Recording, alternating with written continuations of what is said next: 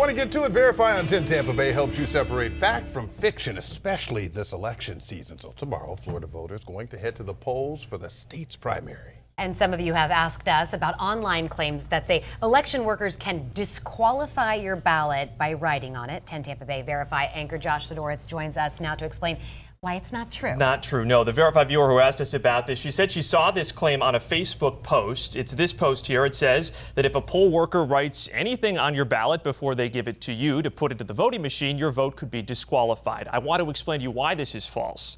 Using these sources here, which include Florida state law and Sarasota County Supervisor of Elections, Ron Turner.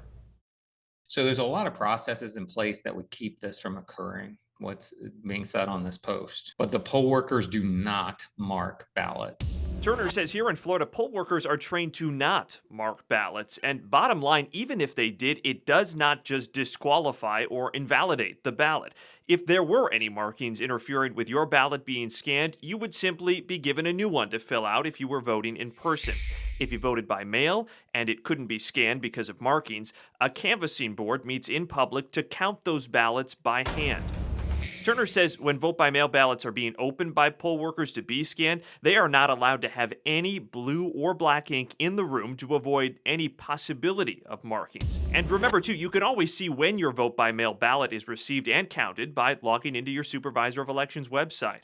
And if there is ever any kind of discrepancy, like a marking, or say you forgot to sign the envelope, your election supervisor is going to notify you, and there are a number of ways to resolve any issue out there. Every election supervisor in Florida is going to tell you all legitimate ballots are always accounted for.